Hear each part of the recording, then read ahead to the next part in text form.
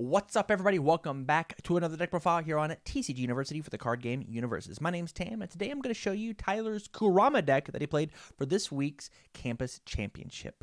Let's jump into it.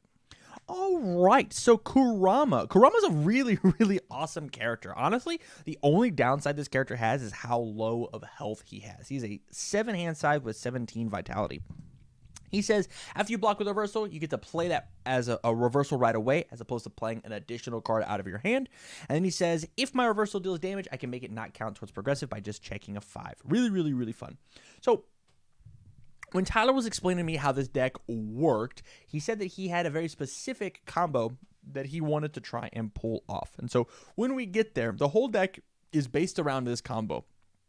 I don't necessarily think this combo is bad, but in my humble opinion, I do not believe Kurama is the character to do this. So I'm going to show you the deck profile to show you what exists as the combo, but I'm not sure that Kurama is the correct pilot for this exact deck.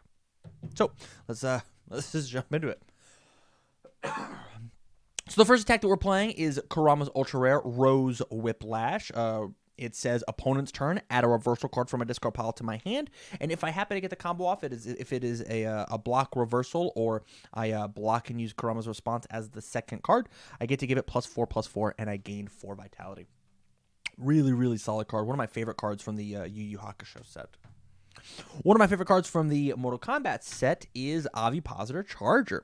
Ivypositor has this cool ability that says Deadlock Reversal. Because it has the word reversal on there, it is considered to be a reversal card. And so I can block with Ivypositor Charger and then ignore the Deadlock ability on it because I get to kind of use a hidden key because of how Kurama's ability works. And so I can block with the Ivypositor, and even if my opponent is not in Deadlock, I can still respond and play it as a reversal.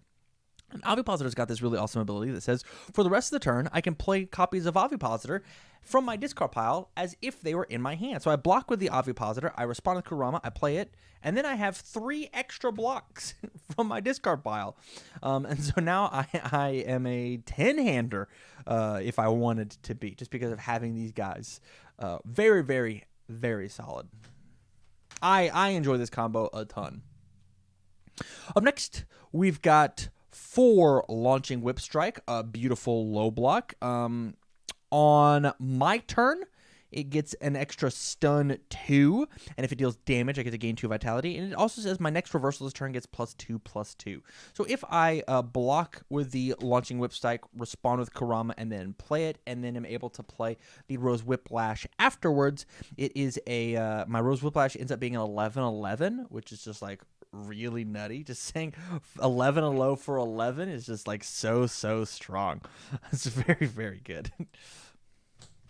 Up next, we've got 4 Precise Blow. This card is Kurama's most utilized card. It adds a card into their card pool. It seals the thing that it just hit, and it is a 1 mid for 3. And it was, as Kurama, I just get to play this card back again. And so I just kind of get to pot shot them for an extra 3 damage that normally other people would not get to. Now we're going to move on a bit to the combo. We are playing for Fatality. When I talked to Tyler, he said, yeah, the whole point of this deck is to block and reversal with Kurama's ability and never play any attacks on my turn until they were in Deadlock. And using the response and using the reversals, get them to Desperation and then Fatality kill them. I'm like, oh, that's really cool. That's a neat idea. And I was like, what happens if you don't do the damage with the reversal? And he goes, it's simple.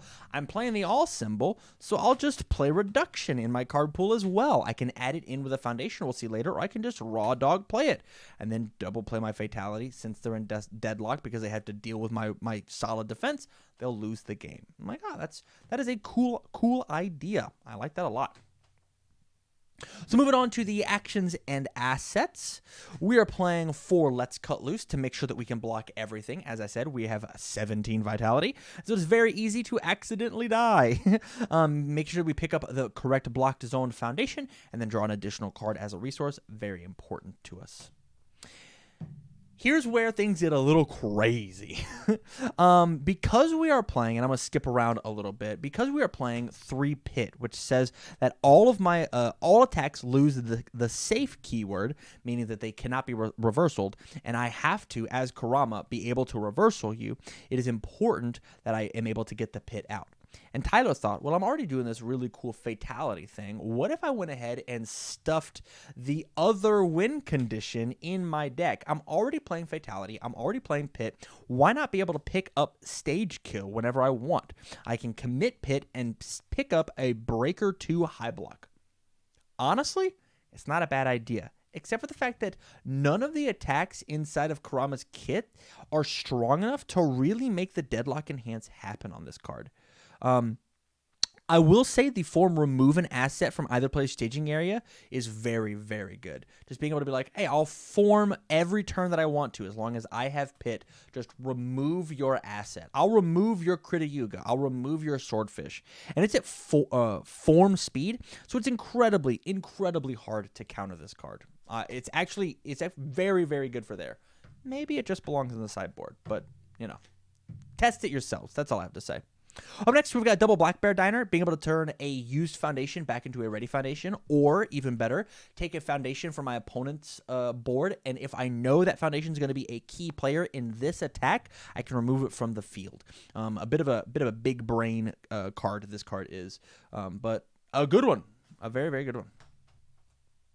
Up next, we are playing triple Fiddlesticks. Being able to smack somebody with one of my cool reversals and put it up on top of my deck is very solid. It's also very good to hide away a fatality for whenever I am ready to do that fatality play. I'll stick the fatality in my momentum. I'll have my Fiddlesticks out, and when they're at deadlock and then I can find the desperation, I'll then take and stack this one, draw it while playing the other one. I think that is a fine play. Last asset that we're playing is one Scarlet Thunder. This just says, if my non-throw attack deals damage, add a different card from my card pool to my hand. Very good whenever I am playing these reversals. So I'll be able to like block with my Ivypositor, and then I can play Ivypositors for my discard pile. I smack them with something else, and I'll lift my Ivypositor up. I now have it for my turn, and then flood the field back with Ivypositors again. It is a bit of a hefty cost of discard that momentum, and you have to deal that damage, and so you kind of telegraph your movement, just telegraph your plays just a little bit when you are playing Scarlet Thunder. But if it works, it is very, very strong. On to our foundations. We're going to play some aggressive foundations first. The first one is the Yoko Spirit.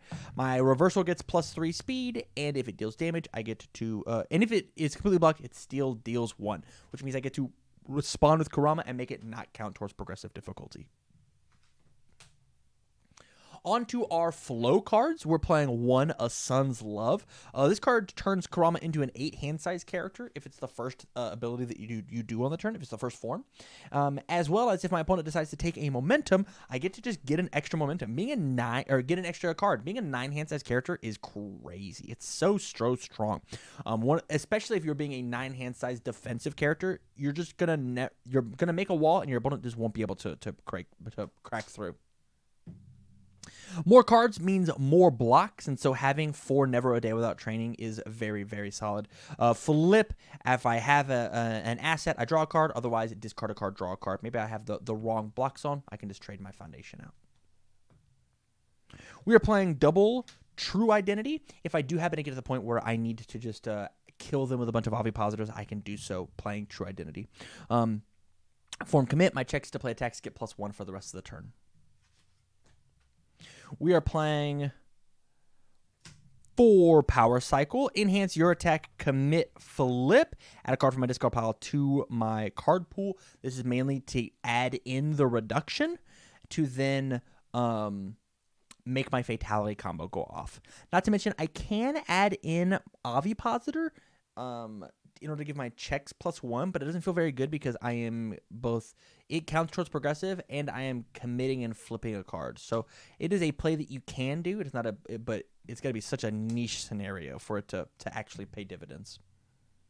Up next, flow-wise, we've got 1 Wandering Pirate. After it is committed, I can ready something else, and then during my opponent's turn, it readies back up, and then I get to ready something again. Very, very strong cards, getting to reutilize the cool pieces that you have. Double Sense of Morals, a bit of stun hate after you commit one of my cards. I can be checking 4s, and I get to ready those cards up for the rest of the turn. Really, really solid in a character that needs and wants to block everything that my opponent throws at them. If they attempt to stun my foundations, I will have forever foundations, and I will have forever blocks.